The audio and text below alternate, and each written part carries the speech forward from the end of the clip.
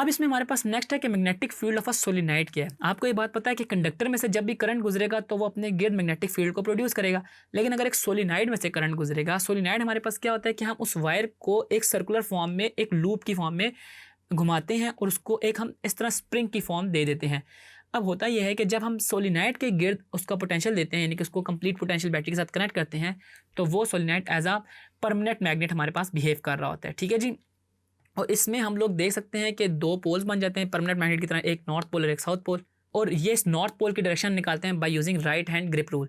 होता यह है कि हम डायरेक्शन ऑफ करंट हमें पता है, क्योंकि हमें पोटेंशियल ऑफ द बैटरीज का पता है ना, तो हम अपनी कर्लिंग फिंगर्स को in the direction of current move करेंगे और हमारा जो इरेक्टेड थंब होगा वो north pole of the magnet को बता रहा होगा। अब इसमें आप एक केस देख लें, एक स्पेशल केस है कि हमारे पास अगर एक सोलिनाइड में हम एक लूप ला के प्लेस कर दें और लूप की हमारे पास 4 साइड्स हों, L1, L2, L3 और L4, तब हमारे पास इसमें बी डॉट एल किस चीज़ के इक्वलेंट आएगा। आपको ये चीज़ पता है बाय यूजिंग एम्पेयर्स लॉ के बी डॉट डेल्टा एल जो है वो मेरे पास म्यू नॉट आई के इक्वलेंट है।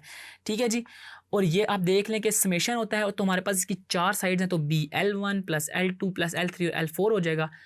और अब ये अगर आप देखें तो हमारे पास जो इसमें L1 है ना वो मैक्सिमम है, इनके दरमियान जो एंगल बन रहा है वो 0 का बन रहा है, मैग्नेटिक फील्ड के दरमियान, इसके एरिया के दरमियान यानी कि लेंथ के दरमियान, तो हमारे पास मैक्सिमम हो जाएगी BL1 हो जाएगी। जबकि L2 और L4 हमारे पास 90 डिग्री है, और L3 तो है ही बाहर, वहाँ पे मैग्नेटिक फील्ड जो है 0 है, B इक्वल टू 0, तो हमारे पास BL3 भी 0 हो जाएगा, BL2 और BL4 इस वजह से 0 हो जाएंगे क्योंकि L2 और L4 जो है वो परपेंडिकुलर है हमारे पास B से, और B और L के दरमियान अगर हमारे पास 90 डिग्री का एंगल हो तो B डॉट डेल्टा L हमारे पास 0 के इक्वलेंट आ जाएगा।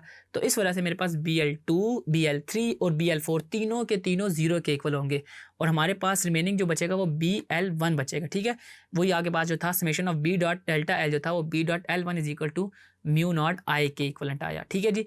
इसमें हमारे पास जो L है वो लेंथ ऑफ द सोलिनाइड है, N जो है मेरे पास number of turns in the solenoid है, और हमारे पास जो रिमेनिंग आइटम बचते हैं वो B dot delta L is equal to B dot L is equal to N mu not I आ गया। ठीक है जी, N म्यू नॉट आई आ गया, ये आपको याद रखना है इसका फार्मूला। और इसमें जो N है वो जो है हमारे पास आपको पता है स्मॉल n से मैंने इसको रिप्लेस किया, और जो स्मॉल n है वो हमारे पास number of turns per unit length को बता रहा होगा। आपके पास अगर फार्मूला जस्ट टर्न्स गिवन होंगे तो आप इसमें ये वाला फार्मूला यूज़ करेंगे, B dot del is equal to n mu not I, यानी कि n कैपिटल N, और अगर वो number of turns per unit length given होंगे तो वो हम उसके लिए स्मॉल n यूज़ करेंगे, जैसा कि आप फार्मूला में दे सकते हैं कि b is equal to n mu not I के इक्वलेंट होता है। आए इससे एक एग्जाम्पल को सॉल्व करते हैं। एग्जाम्पल है हमारे पास कि a solenoid is 10 centimetre long and is bound with 2 layers of wire. The inner layer has 50 turns and the outer layer has 40 turns. हमारे पास एक सोलिनाइड है जिसकी 2 लेयर्स हैं, और उसमें हमारे पास जो इनर लेयर है उसकी 50 टर्न्स है और आउटर लेयर के हमारे पास 40 टर्न्स है, और लेंथ हमारे पास 10 सेंटीमीटर के इक्वल है। अगर मैं यहाँ पे लिख दूँ कि लेंथ मेरे पास 10 सेंटीमीटर है, और इसको मैं इनर लेयर को जो नंबर ऑफ टर्न्स है उसको मैं N1 कह देता हूँ, दैट इज इक्वल टू 50, और जो N2 है मेरे पास मैं उसको 40 कह देता हूँ। ठीक है जी। A current of 3 ampere flows in both layers, के हमारे पास जो करंट है वो 3 एम्पेयर है, और ये दोनों डायरेक्शन में हमारे पास दोनों लेयर में सेम डायरेक्शन मूव कर रहा है। What is the magnitude of magnetic flux density along the axis of the solenoid. हमने अपने लास्ट अभी पिछली स्लाइड में देखा था मैग्नेटिक फ्लक्स डेंसिटी का फार्मूला कि जो B है वो इज इक्वल टू है N म्यू नॉट आई के। ठीक है जी। और हमारे पास जो कैपिटल N ओवर L जो होता है वो is equal to small n होता है, और यहाँ से अगर मैं n को फाइंड करना चाहूँ तो वो 10 के साथ मल्टीप्लाई कर देंगे, जो कि हमारे पास इक्वलेंट है 10 के इक्वल, और n है हमारे पास 50। तो आए इनकी वैल्यूज़ को हम इसमें पुट करते हैं, और आपको ये पता है कि हमारे पास 2 लेयर्स हैं, तो यहाँ पे मैं जो मैग्नेटिक फ्लक्स डेंसिटी है उसको 2 कर देता हूँ, एक को N1 और एक N2, और मैं इनको आपस में ऐड कर दूँ क्योंकि हमने टोटल मैग्नेटिक फ्लक्स डेंसिटी निकालनी है ना, तो प्लस कर देता हूँ एक और n को, और वो हमारे पास N2 था, that is equal to mu naught into I, और इसको मैं N1 कह देता हूँ, और यहाँ से मैं म्यू नॉट आई को कॉमन ले लेता हूँ, और रिमेनिंग में मेरे पास N1 प्लस N2 आ जाएंगे। ठीक है जी। और N1 और N2 की वैल्यू मैं इसमें पुट कर देता हूँ, जो कि मेरे पास 50 और 40, और अगर मैं इसको L के साथ मल्टीप्लाई कर दूँ 10 के साथ, तो वो 50 प्लस 500 प्लस 400 हो जाएगी, जो कि 900 के इक्वल हो जाएगी। तो मैं ये भी लिख सकता हूँ इसमें कि 4 pi into 10 to raise power -7 into 3 ampere का करंट है, और मल्टीप्लाई हो रहा है मेरे पास 50 प्लस 40 90, और 90 को 10 से मल्टीप्लाई करें तो ये मेरे पास आ जाएगा 900। ठीक है जी, क्या आ जाएगा 900, और इनको हम मल्टीप्लाई करते हैं कि 4 into 3.14 into 10 to raise power -7 into 3 into 900, तो ये इज इक्वल टू आ जाएगा मेरे पास 3.39 into 10 to raise power -3 tesla के। ठीक है जी, 3.39 into 10 to raise power -3 tesla के। तो यूँ आपने इस टॉपिक को देखा जिसमें हमने देखा कि मैग्नेटिक फ्लक्स डेंसिटी क्या होती है, और इसके अलावा हमने एम्पेयर्स लॉ के साथ साथ इसमें चीज़ें देखी कि कैसे हम लोग मैग्नेटिक फ्लक्स डेंसिटी को फाइंड करते हैं by using B is equal to N into mu naught into I. अब हम देखते हैं कि एप्लीकेशंस ऑफ मैग्नेटिक फील्ड क्या हैं।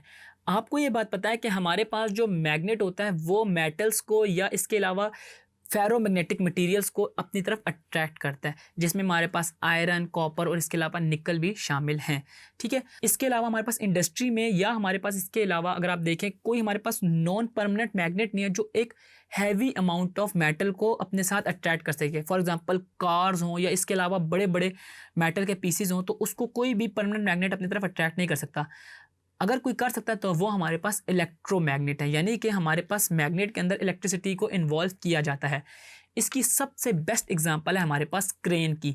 अगर आप क्रेन को देखें तो क्रेन हमारे पास बड़ी बड़ी कार से लेके बड़े बड़े हमारे पास जितने भी स्टील या मेटल के बॉक्सेज हैं उनको पिकअप कर लेता है बाय यूजिंग इलेक्ट्रोमैग्नेट। या इसके अलावा हमारे पास इलेक्ट्रोमैग्नेट लॉक्स हैं, हमारे पास जो डोर्स होते हैं इनकी टॉप के ऊपर हम मैग्नेट लगाते हैं और उनको उसके अंदर इलेक्ट्रिसिटी का कॉन्सेप्ट इन्वॉल्व करते हैं। इसकी जो वर्किंग है वो अभी हम नहीं देखेंगे, बस हम ये लिख लेंगे कि हमारे पास जो इलेक्ट्रोमैग्नेट डोर्स होते हैं उसके अंदर इलेक्ट्रोमैग्नेटिज्म का कॉन्सेप्ट इन्वॉल्व होता है। और इसके अलावा हमारे पास ओल्ड स्कूल बेल्स जो होती थी, यानी कि जो डोर बेल रिंग होती थी, वो हमारे पास ऑन ऑफ पुल होती थी बाय यूजिंग इलेक्ट्रोमैग्नेट। तो ये थी हमारे पास applications of the magnetic field, जिनमें हमने देखा कि कैसे अगर हम मैग्नेट को इलेक्ट्रोमैग्नेट में टर्न करें तो वो कैसे in the form of crane भी हमारे पास यूज़ हो रहा होता है। इसके अलावा हमारे पास डोर बेल में या हमारे पास डोर तक में इलेक्ट्रोमैग्नेट का कॉन्सेप्ट यूज़ हो रहा होता है।